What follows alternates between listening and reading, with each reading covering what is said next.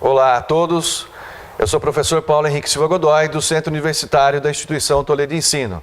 Sou também procurador do Estado de São Paulo.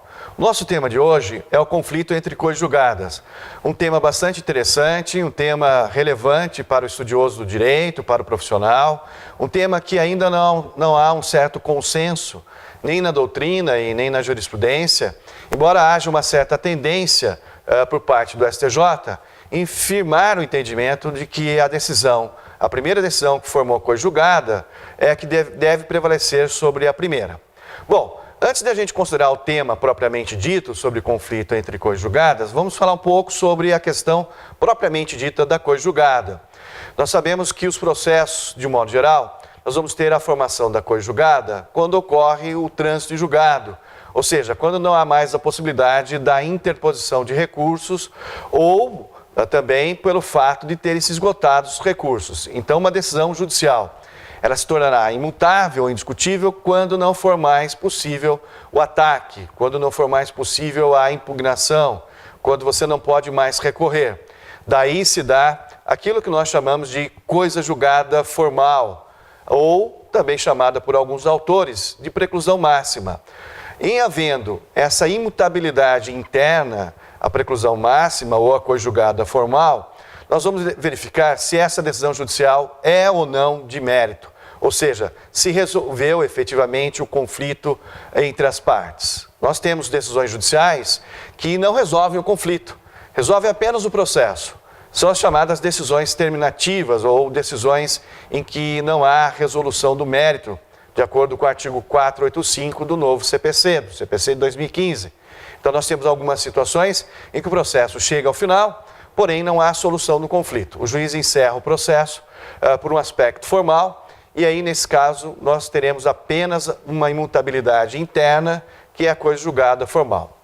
Porém, em alguns casos, onde o juiz resolve o mérito, resolve o conflito, principalmente na hipótese do artigo 487, inciso 1º, quando o juiz acolhe ou rejeita o pedido.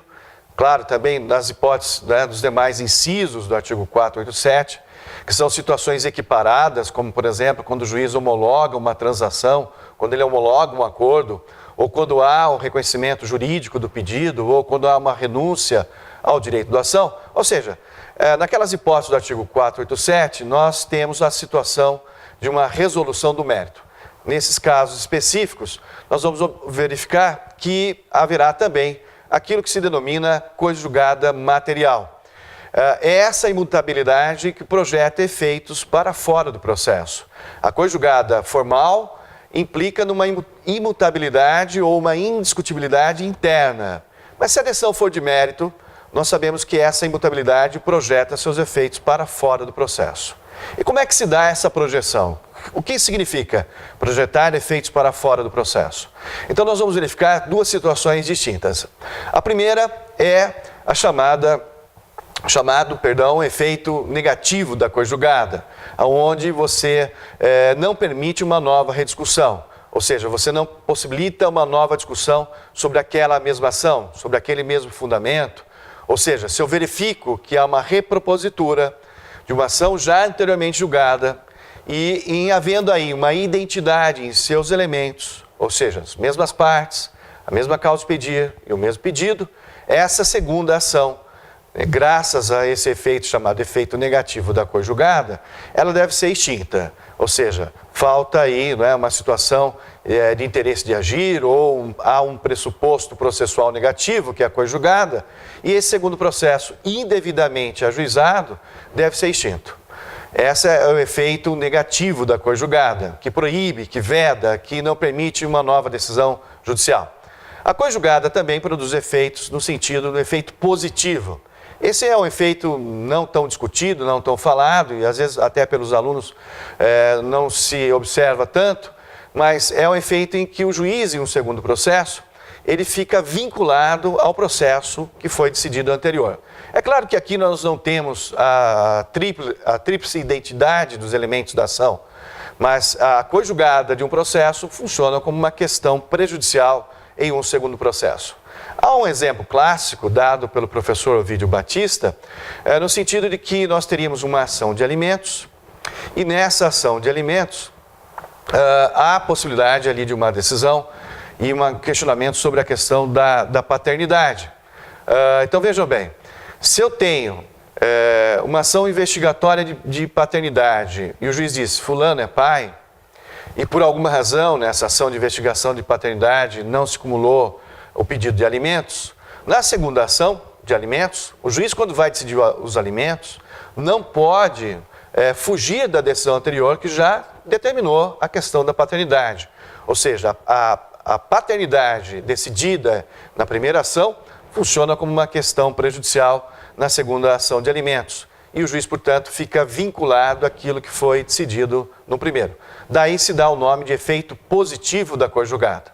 Mas vejam bem, aqui o que nos interessa é o conflito entre coisas julgadas. E nós vamos analisar o aspecto do efeito negativo. Ou seja, numa situação excepcional, nós temos uma segunda propositura de uma ação idêntica a uma anterior, ou seja, os três elementos são os mesmos, mas por alguma razão o réu, talvez até por ter um grande volume de ações, um caso, por exemplo, até mesmo da fazenda pública ou grandes empresas em que o número de demandas é excessivo, não se identifica uma ação anterior onde ocorreu a formação da coisa julgada. Então não há alegação do réu de uma defesa de coisa julgada. Ele pode fazer essa defesa, normalmente será feita em preliminar da contestação, mas isso não é feito, escapa de um controle. E também se escapa de um controle por parte do juiz, do magistrado, que tem dever de reconhecer a coisa julgada nesses casos. Então, nem a parte, nem o juiz reconhece a coisa julgada anterior e esse processo também transita em julgado. Ou seja, nós temos um primeiro processo em que fez coisa julgada material, e um segundo processo que também fez coisa julgada material. Há aí um prazo para a propositura da ação rescisória. Se nós verificarmos lá o artigo 966, nós vamos verificar que a violação à coisa julgada é uma causa de pedir, uma causa petende para a ação rescisória. Então, o grande problema se coloca na seguinte hipótese: e se a parte não se utiliza da ação rescisória para quebrar essa segunda coisa julgada? Se ela não se utiliza da ação rescisória, significa que a segunda coisa julgada prevalece sobre a primeira? Ou a primeira prevalece sobre a segunda, em que pese o não ajuizamento ou o fato da parte ter perdido o prazo para a ação rescisória? Como eu disse no início, é um tema polêmico, que ainda existe bastante divergência no âmbito dos tribunais, no âmbito da doutrina, e que o STJ tem procurado resolver e procurado firmar um entendimento sobre a questão. No STJ nós encontramos entendimentos no sentido de privilegiar a segunda decisão, como também encontramos entendimentos mais recentes privilegiando a primeira decisão. Particularmente entendo que deva prevalecer a primeira decisão judicial, já que a segunda decisão judicial foi proferida ao arrepio de um pressuposto processual, que é a coisa julgada. O fato de não ter sido proposta uma ação rescisória não retira a força e a eficácia da primeira decisão judicial. Então nós temos aí um sério problema. Como resolver essa questão? Existem autores que defendem a possibilidade do ajuizamento da ação rescisória mesmo após o decurso do prazo de 2 anos, ou seja, mesmo após o prazo decadencial da ação rescisória, você pode promover a rescisória, sem essa questão do prazo. Nesse sentido, é a posição do professor Sérgio Rizzi. Mas existem também alguns autores, inclusive o professor Luiz Guilherme Marinoni e o professor Daniel Mitidiero, em obra recente, que escreveram sobre a ação rescisória, defendem a possibilidade de uma ação declaratória de ineficácia. Então, o advogado, o profissional, que por alguma razão não sendo ajuizada, não sendo proposta uma ação rescisória, teria a possibilidade de uma ação declaratória de ineficácia. Também existem autores que sustentam que há aí uma nulidade absoluta. Em havendo uma nulidade absoluta dessa segunda decisão judicial, caberia uma ação declaratória de nulidade, a antiga ação, a antiga querela nulitatis insanabis. Então seriam esses os caminhos a serem percorridos por alguém que eventualmente deixou escoar o prazo decadencial da ação rescisória. Mas o tema é polêmico, ainda precisa ser mais debatido, mais discutido, Existem soluções em alguns países, né, estrangeiros, como é o caso de Portugal, o CPC português de 2013, seguindo já o que já tinha no seu código anterior, estabelece que deve prevalecer sempre a primeira decisão judicial. Bom, eu encerro por aqui, é apenas uma noção sobre o tema, uma visão geral sobre o conflito entre conjugadas. É um tema bastante importante, como eu disse, e convido a vocês a curtirem o nosso canal, TGP Descomplicada.